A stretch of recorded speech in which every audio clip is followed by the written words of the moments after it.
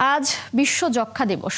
এখন ফুসফুস ছাড়াও মস্তিষ্ক, লিভার, কিডনি ও হাড় সহ দেহের নানা অঙ্গে যক্ষ্মার জীবাণু শনাক্তের হার বেড়েছে বলে জানিয়েছেন চিকিৎসকরা। করোনার পর এই হার বৃদ্ধি রোগী ও চিকিৎসকদের মাঝে উদ্বেগ বাড়িয়েছে। ওষুধ নিয়ে অসচেতনতার কারণেও মৃত্যু হচ্ছে, তাই ঠিকঠাক রোগ শনাক্ত করার পরামর্শ চিকিৎসকদের।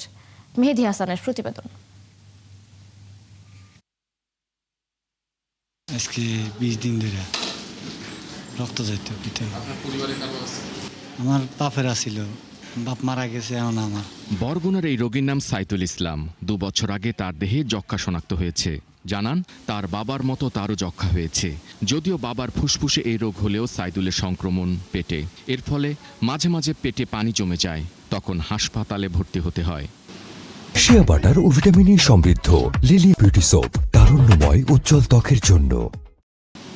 শ্যামলী বক্ষব্যাধি হাসপাতালে এমন রোগীর সংখ্যা বাড়ছেই। এই হাসপাতালে যক্ষ্মায় ফুসফুস ছাড়াও মস্তিষ্ক, ত্বক, অন্ত্র, লিভার, কিডনি ও হাড় সহ দেহের নানা অঙ্গ প্রত্যঙ্গের সংক্রমণে রোগীর চিকিৎসা গ্রহণ করছে। কপে ধরা পড়ছে, আমার টিবি রোগই, মানে কি কপ জমা হয়ে গেছে গা, তারপর শ্বাসকষ্ট, কাশ খুব।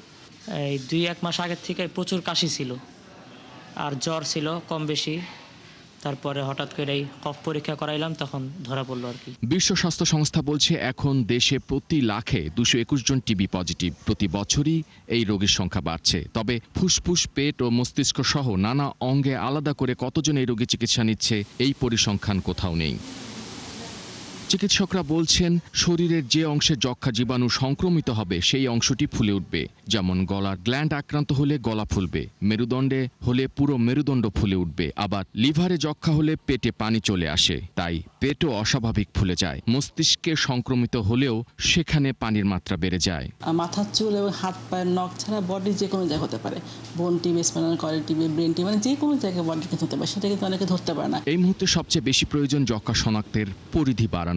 কিন্তু যক্ষ্মা নিয়ন্ত্রণের প্রক্রিয়াটি বিদেশি অনুদান নির্ভর হওয়ায় কাজে কিছুটা ধীর গতি দেখা যায়। এখনো যারা কপ পরীক্ষা করছে না, এখনো যারা হাসপাতালে আসছে না, তাদেরকে হাসপাতালে নিয়ে আসাটাই একটা চ্যালেঞ্জ। এবং কাশি হলে বা যক্ষ্মা হলে যক্ষ্মা যে সারবে না, এই ধারণা যাতে কারো না আসে। 2 সপ্তাহের বেশি কারো কাশি থাকলেই যক্ষ্মা পরীক্ষার পরামর্শ চিকিৎসকদের।